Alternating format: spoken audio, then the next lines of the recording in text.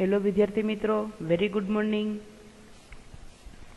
શ્રી કન્યા પ્રાથમિક વિદ્યાલય કાલાવડના e learning એપ્લિકેશનમાં હું આપ સૌનું હાર્દિક સ્વાગત કરું છું.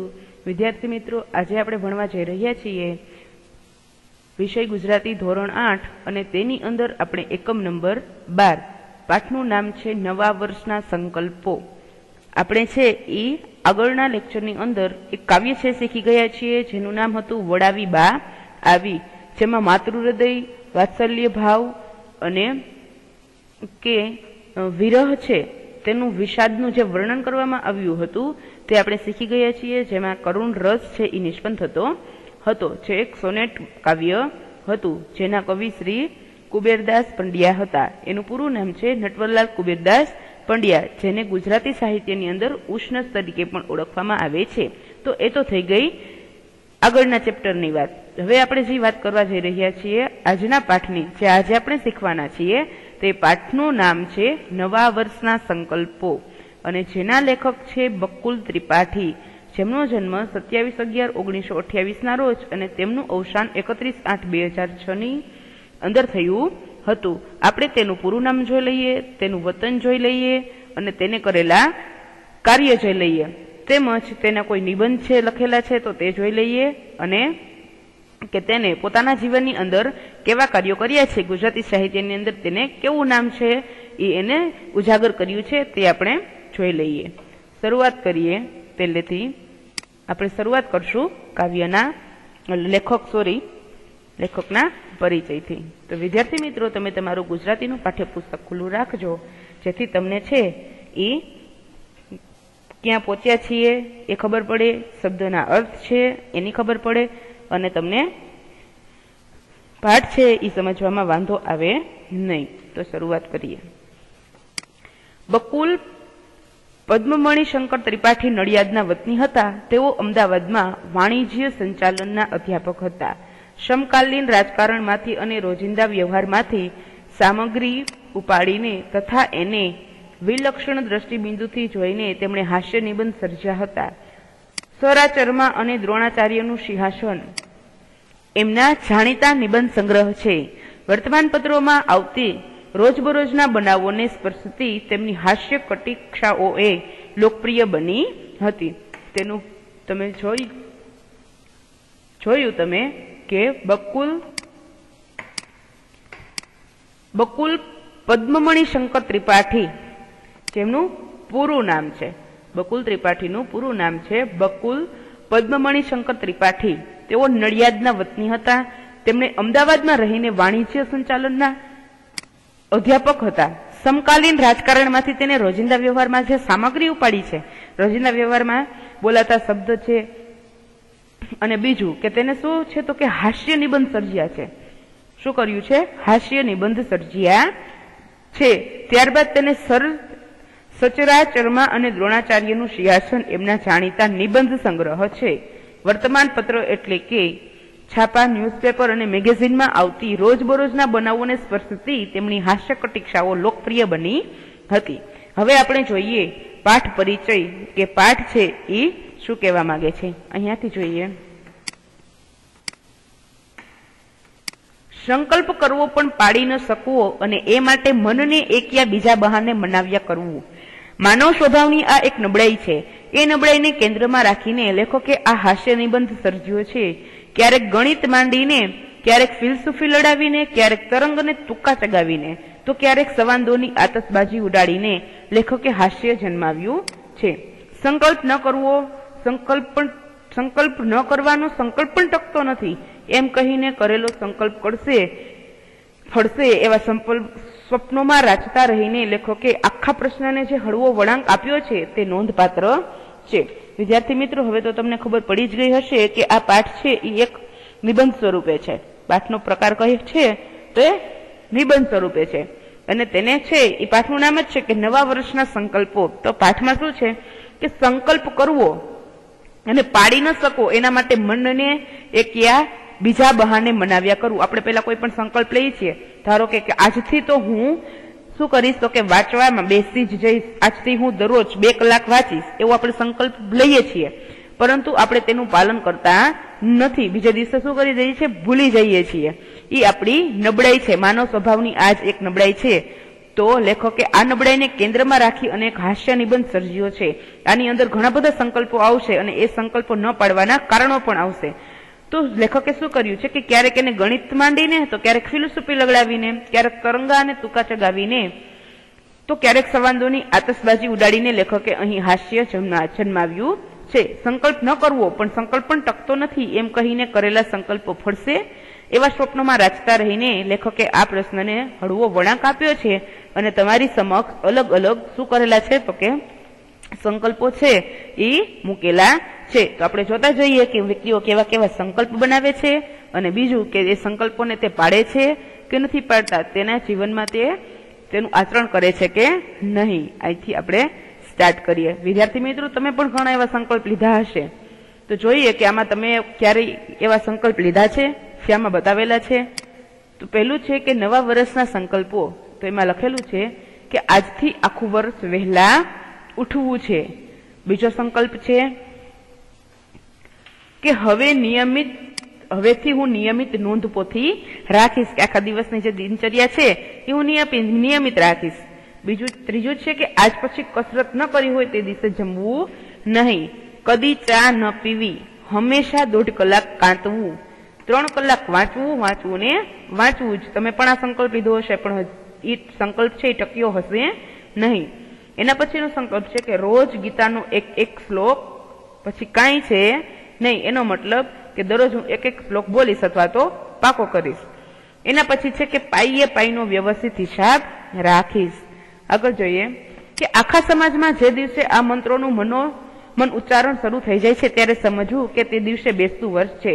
જેમ શરદ પૂનમની ચાંદણીનું વાતાવરણ કવિઓને ગાંડા બનાવે છે, તેમ બેસતા વર્ષના દિવસની હવા પણ સામાન્ય જનોના મનમાં કંઈક નવો ચમકારો લાવી દે છે.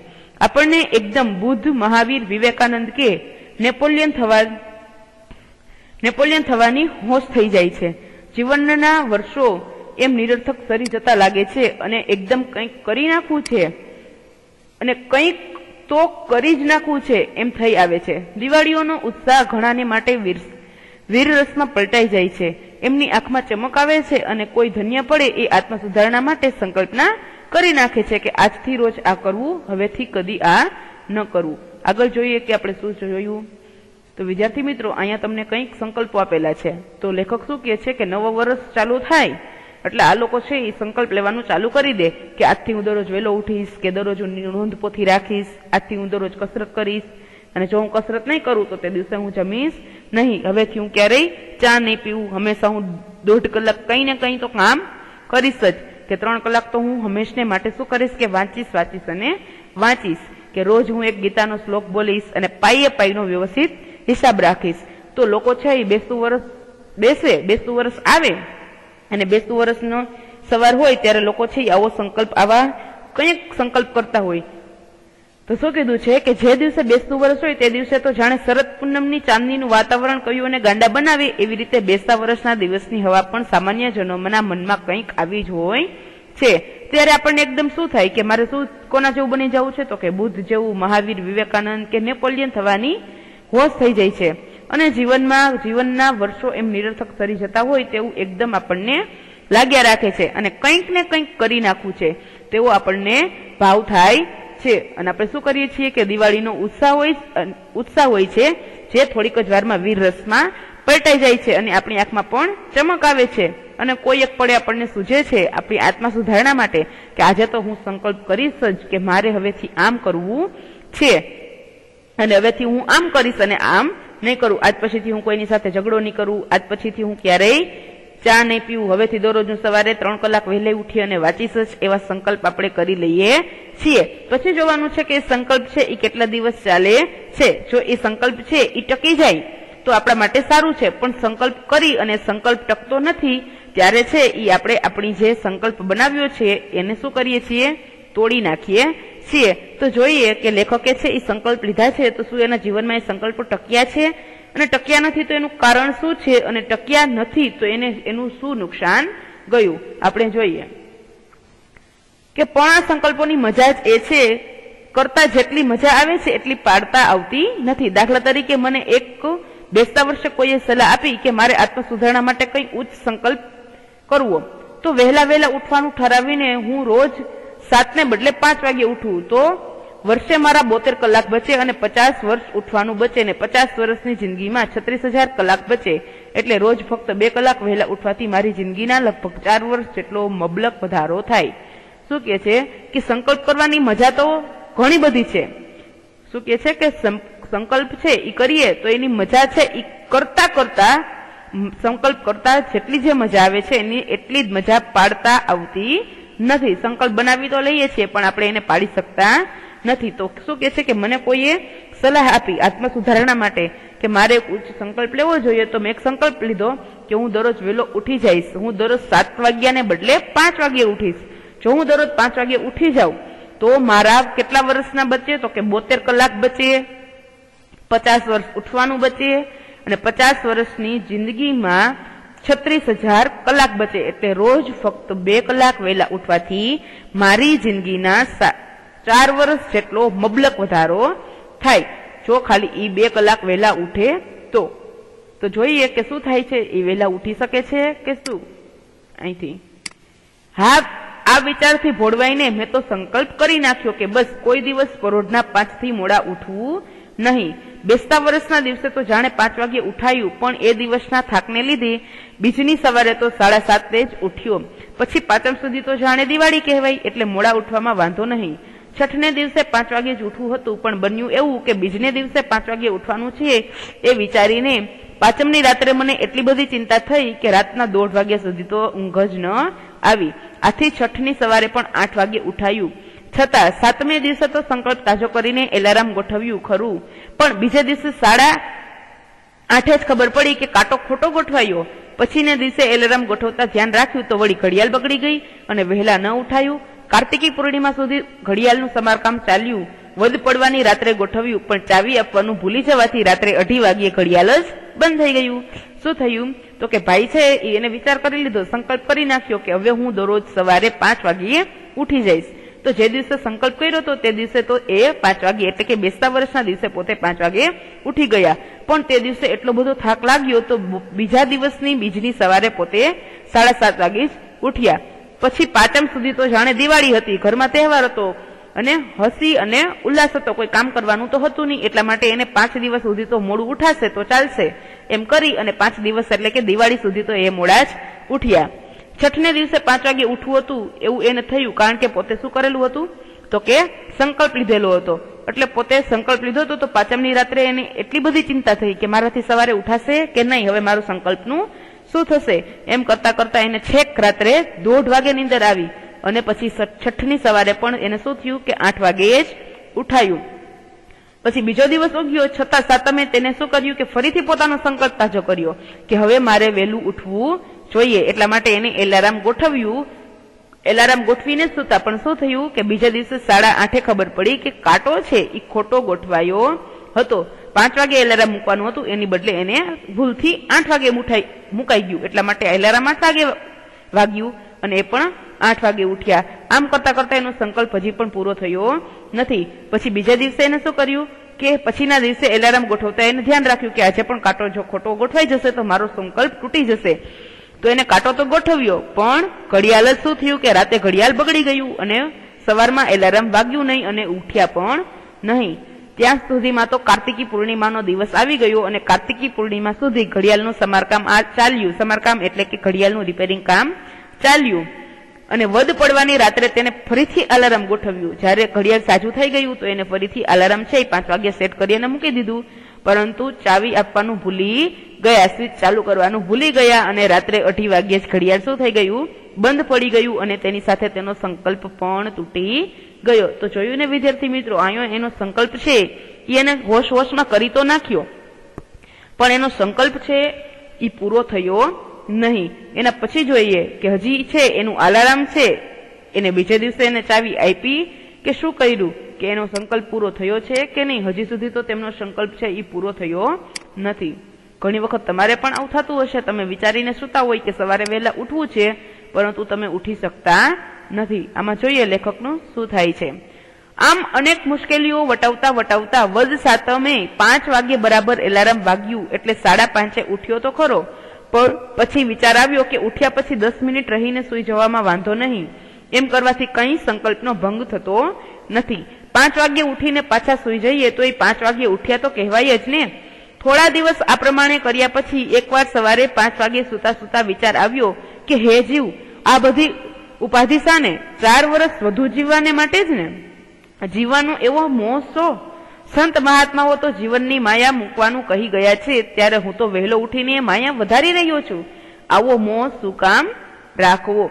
તો વિદ્યાર્થી મિત્રો, અહીંયા તમે જોવો છો કે હજી એનો સંકલ્પ છે એ પૂર્ણ થતો નથી. એને અલાર્મ છે એ ગોઠવી દીધું, 5 વાગી ગયા, અલાર્મ પણ વાગ્યું, પણ અલાર્મ બંધ કરી અને ફરીથી પોતે 10 મિનિટ માટે સૂઈ ગયા અને કેવો વિચાર કરવા લાગ્યા કે અલાર્મ વાગ્યું, હું તો ઉઠી ગયો છું અને ફરીથી પાછું સૂઈ જાઉં છું તો હું 5 વાગે ઉઠેલો જ કહેવાઉં. એમાં સંકલ્પનો ભંગ થતો નથી. પણ એ હકીકત ખોટી છે. એ ઉઠી અને એને જે કામ કરવાનું છે એ કરે તો એનો સંકલ્પ સાચો પડે. અલાર્મ બંધ કરી અને ફરીથી સૂઈ જાવ તો એનો સંકલ્પ છે એ સાચો પડ્યો કહેવાય નહીં. થોડાક દિવસો આ પ્રમાણે ચાલ્યા પછી એને સૂતા સૂતા વિચાર આવ્યો. શું વિચાર આવ્યો? કે હું આટલી બધી ઉપાધિ અને વહેલું ઉઠવાનું શું કામ કરું છું? માત્ર 4 વર્ષ વધુ જીવવા માટે. પણ સંત અને મહાત્માએ તો એવું કીધું છે અને એને તો જીવનની માયા મૂકવાનું કીધું છે, અને હું તો ઉલટાની શું કરું છું તો કે વહેલો ઉઠી અને આ માયા વધારી રહું છું. જીવનનો એવો તે શો મોહ છે કે હું વહેલો ઉઠું છું. એમ કરી અને પોતાના મનને એને મનાવી લીધું અને જેવી રીતે 7:30 અને 8 વાગે ઉઠતા હતા એવી રીતે ફરીથી પોતે ચાલુ થઈ ગયા. તો અહીંયા એને બનાવેલો સંકલ્પ છે એ ક્યારે પૂર્ણ થયો નહીં. નીચે આપેલું છે કે મારી આત્મા સુધારણા તો આમ ફિલોસોફીને પંથે ચડી ગઈ એટલે પહેલો વહેલો ઉઠવાનો સંકલ્પ પણ શબ્દ રચનાના હરીફાઈના અડધા ભરાયેલા વ્યૂહ જેવો એમનો એમ પડી રહ્યો.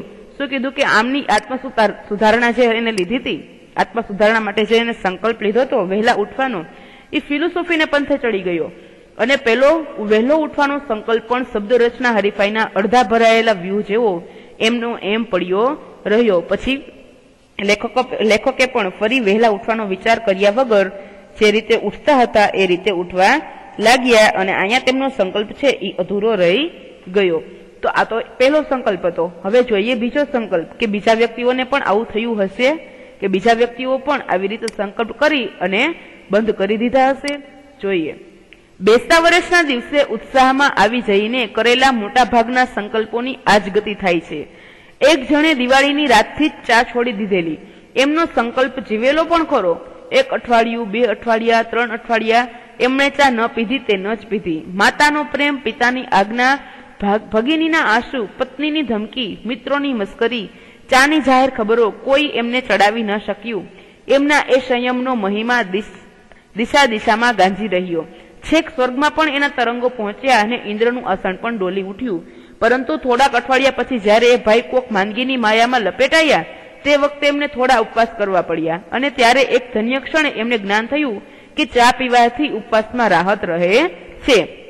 એટલે એમણે હળવે રહીને ચા પીવા માંડી.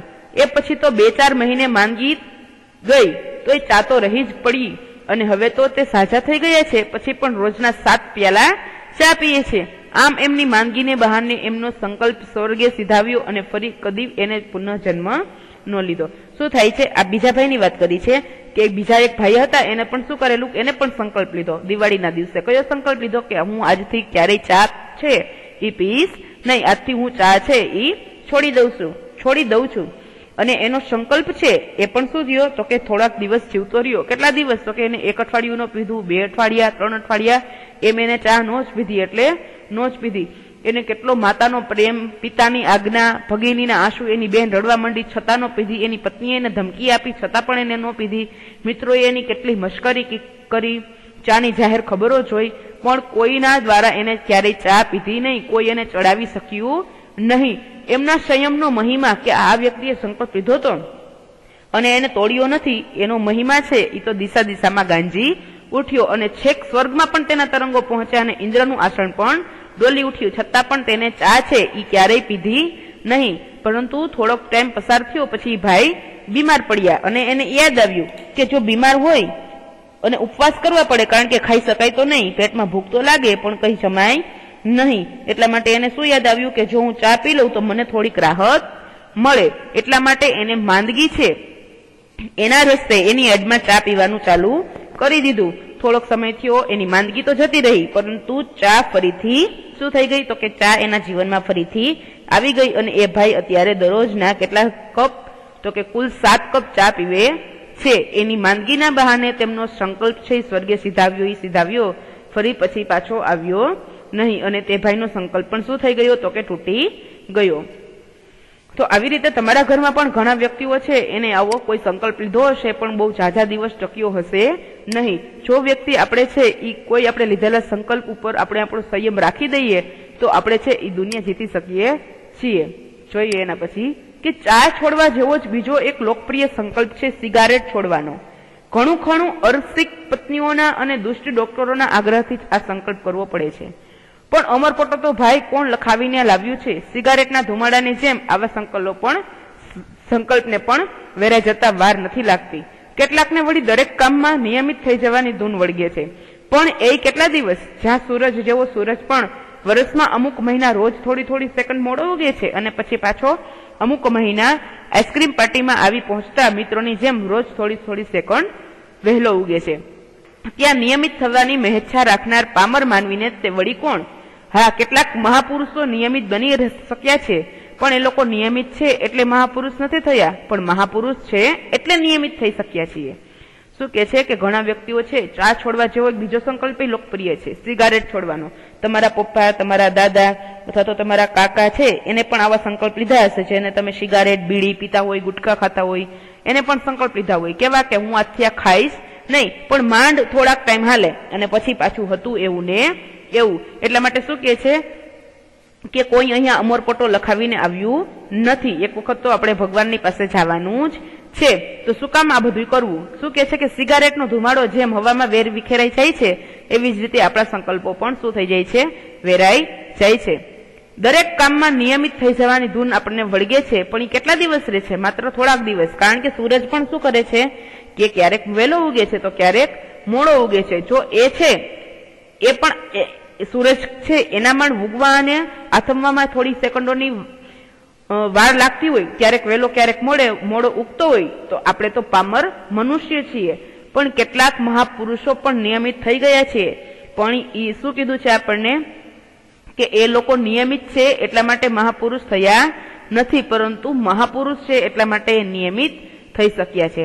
એક સંબંધીએ નવા વર્ષના દિવસે ક્રોધને જીતવાનો સંકલ્પ કરેલો. આમ તો એ વાતમાં ચીડાઈને પાન ખરતા પીડાય એવા સ્વભાવના હતા, પણ બેસતા વર્ષના બીજે દિવસે સવારે તેઓએ સંકલ્પના સંતોષમાં મલકાતા મુખે એમની પત્નીને બૂમ મારી શું કીધું કે અરે સાંભળે છે કે? હવે એક સંબંધી છે એને શું કીધું કે બહુ ક્રોધ કરે, બહુ બધા ઉપર ગુસ્સે થાય, તો એને એક સંકલ્પ લીધો કે હું આજથી કોઈ ઉપર ક્રોધ કરીશ નહીં. અને બેસતા વર્ષના બીજે દિવસે સવારે પોતે મલકાતા પોતાની પત્નીને બૂમ પાડે છે અને શું કહે છે કે સાંભળે છે? તેની પત્ની એને જવાબ આપે છે કે શું છે? અંદરથી જ શ્રીમતીએ એને જવાબ આપ્યો. તો એને કીધું કે હવે અહીં આવતો ખરી. તો એની પત્ની કહે છે પણ છે શું? લ્યો કહો, શું કામ હતું હું આ આવી? તો એને કીધું કે જો એમણે સ્મિતથી સોંપતા મુખડે કહેવા માંડ્યું કે ગઈકાલથી મેં નક્કી કર્યું છે કે કદી કોઈના શબ્દોથી અકળાવું નહીં, હોય દુનિયા છે કહીને હસી નાખવું. ઠીક પત્ની પાછા ફરતા જ કહ્યું. શું થાય છે કે એક ભાઈ છે એ બધા ઉપર બહુ ગુસ્સો કરતા હોય, તો એને એક સંકલ્પ લીધો કે આજથી હું કોઈ ઉપર ગુસ્સે થઈશ નહીં. અને એને આ વાતની જાણ એની પત્નીને કરી અને એ પાસે બોલાવી અને શું કીધું કે હું છે એ આજથી સંકલ્પ લઉં છું કે આજ પછી કોઈ ઉપર ગુસ્સો કરીશ નહીં. તો એની પત્નીએ શું કીધું કે કાંઈ એની પત્ની બોલ્યા વગર ખાલી એટલું જ કીધું કે ઠીક. પત્નીએ એની પાછી ફરી ગઈ, જે કામ કરતી હતી તે તરફ જવા લાગી. તો શું થાય છે તે જોઈએ. તને મારો સંકલ્પ ન ગમ્યો? એને પૂછ્યું. એની પત્નીએ એને કીધું કે તને મારો સંકલ્પ ન ગમ્યો, તું ઠીક કહીને ખાલી ફરી ગઈ. તેની પત્ની કહે ગમ્યો પણ પાડો ત્યારે ખરા. એ શું કીધું કે હા મને તમારો સંકલ્પ ગમ્યો, પણ આ સંકલ્પ જે છે તમે પાડ્યો છે, તમે જે સંકલ્પ રાખ્યો છે એને તમે પાડશો ત્યારે તમે સાચા કહેવાઓ. તો એની ઘરવાળાએ એને શું કીધું કે શું કહ્યું? એમનું સ્મિત વિલાયું. પાડો ત્યારે ખરા એટલે શું? શું મારામાં એટલો નિયમ પાડવાની પણ તાકાત નથી? હશે તો જોઈશું. તો તમે જોઈ લીધું ને. એને શું કીધું? શું કહ્યું? એવો શબ્દ એને કહ્યો અને પાછું સ્મિત વિલાયું, કારણ કે હસતા હતા તો એને એવું થયું કે શું મારી પત્નીને પણ મારા ઉપર વિશ્વાસ નથી, એટલા માટે એને શું કીધું કે પાડો ત્યારે ખરા એટલે શું મારામાં એટલો નિયમ પાડવાની પણ તાકાત નથી. તમે જોઈ શકો છો કે એ લીટી કેટલી ગુસ્સામાં બોલ્યા હશે. તો એના પત્ની એને ફરીથી કીધું કે હશે તો જોઈશું ને, કે કાંઈ વાંધો નહીં, આપણે જોઈ લઈશું કે તમે તમારો સંકલ્પ કેવી રીતે પાડો છો. એના પછી જોઈએ કે એટલે તું તારા મનમાં સમજે છે શું હું તે કઈ અને ખલાસ. એન્જિન બગડ્યું, મિજાજ છટક્યો, એ તો આખી સોસાયટી ગજાવતા જતા હતા. ત્યાં એમના શ્રીમતીએ તેમને યાદ કરાવ્યું કે એમનો સંકલ્પ એમણે ત્યાં ને ત્યાં જ તોડ્યો હતો. ત્યારે જ માંડ એ શાંત પડ્યા. શું થાય છે, એની પત્નીએ એને બીજી વખત પણ કીધું કે કાંઈ વાંધો નહીં, જોઈ લઈશું. તાજ એનું શું થયું, એને એના મનમાં છે એને કહી દીધું કે તું તારા મનમાં મને શું સમજે છે, હું તે કઈ કરતા કરતા એનો મગજ શું થઈ ગયો, તો કે ખલાસ થઈ ગયો. એનું મગજનું એન્જિન બગડ્યું, તેનો મિજાજ છટક્યો અને આખી સોસાયટી ગજાવતા મોટેથી બોલવા માંગ્યા. ત્યાં જ એમની પત્નીએ તેને યાદ કરાવ્યું કે તમે તો થોડીક વાર પહેલા સંકલ્પ લીધો હતો ને, એટલા માટે એને કીધું કે તમારો સંકલ્પ ક્યાં ગયો. અને તેમનો ત્યાં પોતાનો જે સંકલ્પ લીધો હતો એ એની પત્ની ઉપર ગુસ્સે થઈને ત્યાં જ તોડી નાખ્યો.